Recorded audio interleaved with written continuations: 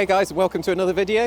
We've got something really super exciting for you today. We've been invited down by Ivan Dutton of Shed Racing to go down and see his Bugattis and various other cars down there and have a chat with him. So let's crack on and see how you enjoy it. Unfortunately, the Racing Pumas have got very dirty, probably the dirtiest they've ever been during this trip. So we've got a bit of a clean-up operation when we get home to get these spick and span, but certainly well worth it. So hi guys, we're here with Ivan Dutton of Shed Racing. Some of you have seen his channel, great engineering stuff he does. We're going to have a quick look around at some of his cars today. But Ivan, thanks for letting us come down. You're welcome. Can I just say, first question in here today, we're here with Susie as well, who is your right-hand lady in terms of looking after your channel. In here, which is your favourite car? Oh no, you don't do that with me. I love everything. Fantastic. I haven't got a favourite car. Okay, so which one gets used the most then? And my little Ford van. Because I don't want to take them out in the... Well, you saw coming down the drive. We did.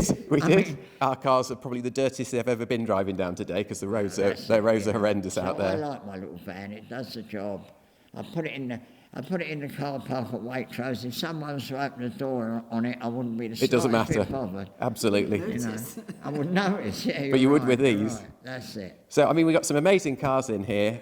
We've got the aero engine car over here that you've built yourself, with some phenomenal engineering that goes into that. Yeah, where do you get your passion for building these things? Where did that come from? Well, it all comes from a kid, doesn't it? You have to be careful what you do with kids. Absolutely. You know? My dad was into cars. My son, when he was a little boy, I'll never forget, I bought a load of bits from Morgan. They were all on the floor. And I went away somewhere, and he was literally, I mean, he was probably 2, he could walk. And when I come back, the pedals, there's like 2 slots in the woodwork, and he picked the pedals up and put them in the slots. I thought, well, there you are, he didn't stand a chance, really, did he? You know. Unfortunately, I did exactly the same with Ben, which is why we've driven the 2 same cars down here today. Yeah, well, he was, 13, 12 actually, 12 when he bought his car. Well, I was 14, but yeah, I mean, Timothy's still got his original midget that I bought for 175 quid, and he welded it all up, and he used to go to school in it, you know? Yeah, absolutely. And he did 100,000 miles in it, I think. So, and you've been helping out Susie out with her Bugatti? Yeah, a little bit, yeah. We've done some work on that, and it's gone off to be rewired. Yeah, up in Worcestershire. And which has been done really quickly by Winston Teague. Yep. And has been doing it for 20 odd years. I think and the rest, I think. And when the bloke told us, he's got a Bugatti, he's been collecting bits for years. And he just had a load of time off because he's determined to get it done. Yep. And it's done, and he's been driving it about, he's been on various runs. No, he's a very good, you know, because when you need somebody with vintage feeling when you're wiring a car, you don't want to finish up with a brand new something somewhere that looks horrible. And Winston's the man, you know, so that's where that is. That's been the challenge on our Singer, actually, the electrics. That took a long time to sort that out. Yeah. So Susie, why did you go for the Bugatti? Was that Ivan's influence, or? Well, I just had to keep him keen. Absolutely, absolutely. Yes, well. We thought it'd be a bit of fun. I lost the words. Not very often, I might say. That is very unusual. That is very unusual. And the latest project is the Offie that you're trying to fit the starter motor on and get that all working. What's the plan with that car afterwards? Yeah, we'll go walk and have a look at that. When I was a kid, my dad took me to see a famous film called To Please a Lady with Clark Gable. Yeah. In about 1952. And I was so taken back by it, you know, it was such a film. And all the engineering, and I mean, obviously the sun was shining. It looks, and you know, 1952 in England wasn't as good as what it was in California. And I never forgot it. And I went on a trip with the Bugatti Club to America, and I sat in a midget. And the old boys I was with raced them. And they said, no, you don't want one of them. You've got to have a Curtis Craft. If you have a midget, it's got to be a Curtis Craft. Yep. 30 years later, I had a little bit of money and I bought this car because it was a Curtis Craft. Yep. It's obviously had a real checkered history. And we got it out a few weeks ago and we thought we'd just get it running. Well, we got it out and I said, we've got to be a bit careful here. Next thing you know, it looks like that. And next thing I'm saying, well, really, wouldn't it be nice to be able to use this car? You know, let's Englishize it a little bit. Yep. So we put a little bit in the chassis and we fitted a clutch.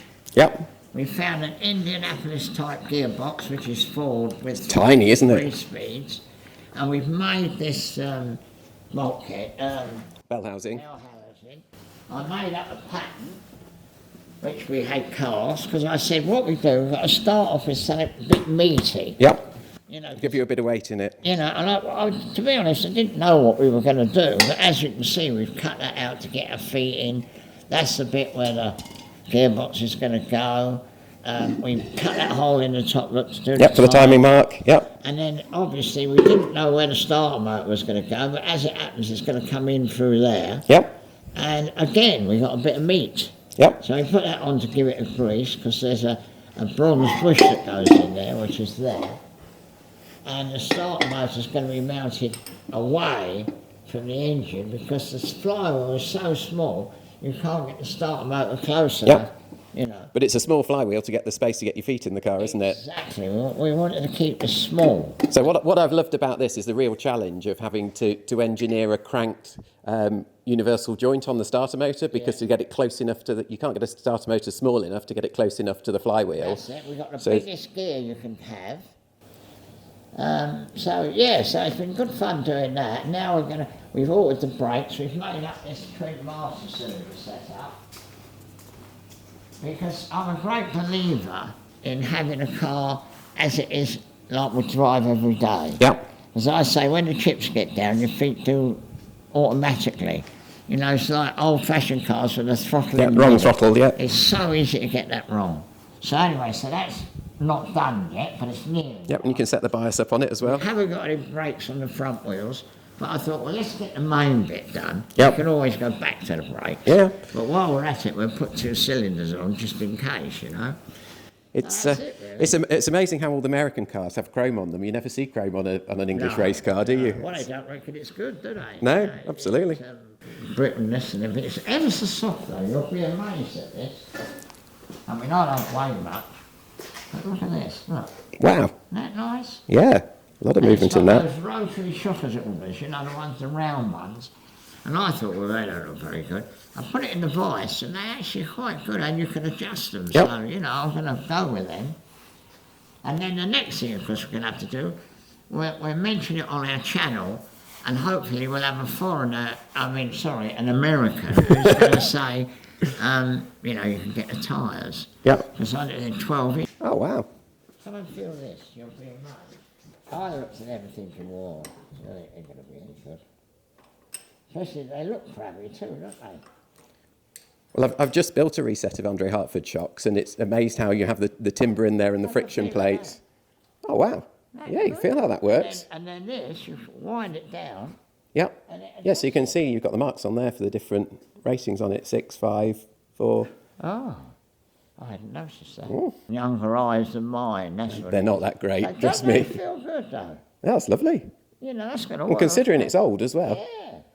No, I'm just going to give them a good clean up. Obviously, we'll have to do something about that. Yeah. That's not difficult. So it's going to be, you know, instead of sitting around and gathering dust, we'll be able to press the starter, push the clutch in, put it in gear and drive it. And where are you going to take it to? You're going to hill climb it? Well, we'll see. You know, I mean, I think there's a good chance that when people see an offie midget, they're going to say, I'll bring it along, so-and-so. Yeah. And hopefully when I get my licence next year, I mean, we might be able to do a Prescott or something. Yeah, and you passed your medical now. Yeah. Good to see you taking it up a hill somewhere. Yeah, it would be good. And I mean, that's just beautiful, isn't it? Well, I mean, even the piece you've made for it, you know, bear in mind this piece of aluminium here that looks like a precision engineered, well, it is a precision engineered bit, was a bit of angle. Well, it was a... That was a ramp, wasn't it? Yeah, and now just the way you've done it and lightened it with the hole in the middle looks absolutely fantastic, and as if it should sit there. Yeah.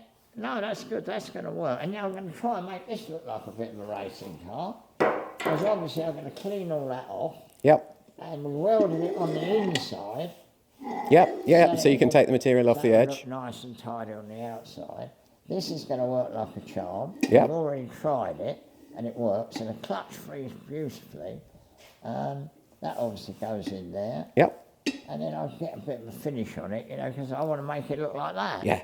That's gorgeous. I want that, to see that and think, well... That came with the car. It all came together, you know. Yeah, fantastic.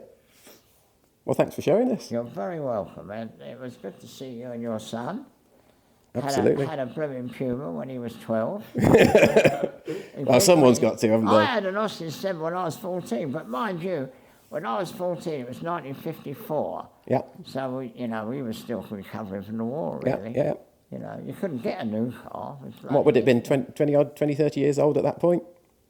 What, the car? The Yeah, Austin I 7, suppose yeah. it was, Yeah. 1928 or something. Yeah.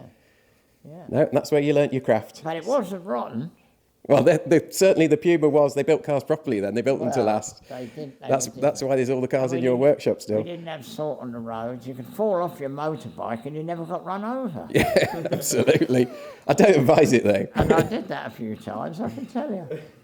I Excellent. remember I did it once. I came up to this set of traffic lights and the lights changed green just as I arrived. It was just perfect. And I laid the bike over and I went round and it just, boom, it must have been a bit of diesel on the road or something.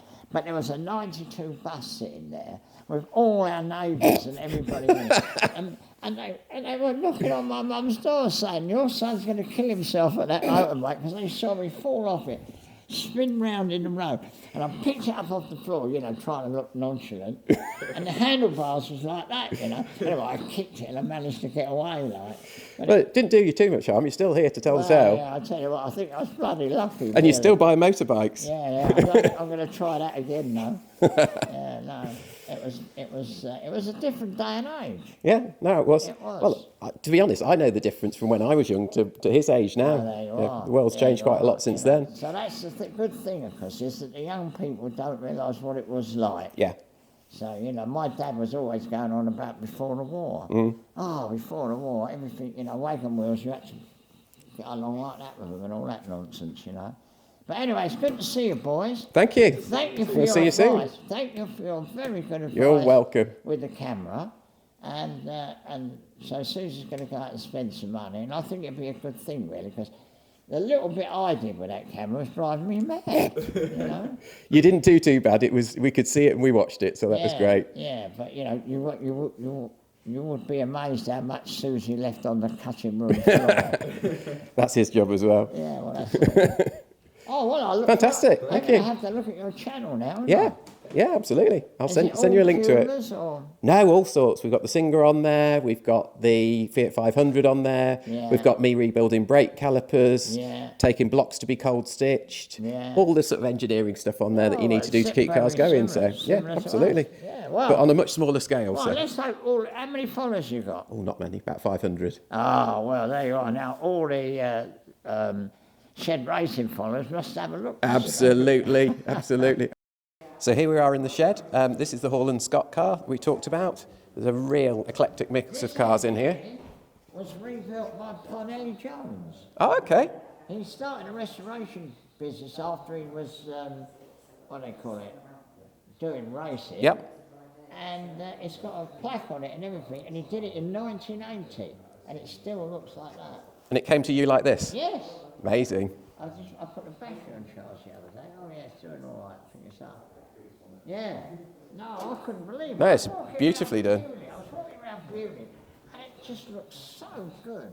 And then when they said it'd been done in 1980, I thought, wow. Yeah, you thought it's more recent than that, wouldn't you? We did a video on it. There was a few silly bits, like the carburetors needed Yeah. doing.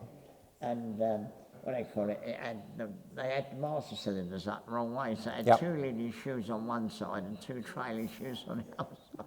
So we cured that. That's always the danger with old cars that other people have worked on, isn't it? Yeah. Just So unpicking all the problems. I love it, but it's a bit low geared. But going into tame and driving around and just posing, it's Yeah. a very good car. And the seats don't look like they've been restored. They look like the nice original ones. But you think it was done in 1980 in California. Oh, I okay. think they So it's probably- cracked in the sun. Yeah, and it's got a lovely hood. All the side screens and the lovely tonneau. Yep. Beautifully done. Yeah. And it's the smoothest engine I've ever driven behind. Wow. So old Parnelli Jones obviously had somebody good at balancing. To be honest, you can see on the bodywork as well, because it's always the little corners and things like that that show, isn't it? And it's Exactly. perfect. That's exactly what I noticed. Yeah. I thought, can't believe it. Fantastic. Yeah. And that's my Elvis, Yeah, good old Coventry car. which I towed my Lotus 11 behind down to the south of France, but I sold that. Got a So this is a good Lotus tourer. 11. Oh, marvellous, yeah, no. I've done the Pomeroy 3 times, Yep. haven't I? Yeah. Yeah, no, it's good. Carry on, let me... Yeah, absolutely. And this is one of your favourites as well, isn't it? This one gets some action. Yeah. This is my dad, you know. Yeah. When I was a little boy, when I was 12, my dad bought one that obviously before the war, Yep. it would have been like he could have never afforded one before the war. Yep. And I helped him rebuild it. And, you know, I mean, he sold it all donkeys years ago, but then I thought, well, you know, I really would like to have one, really.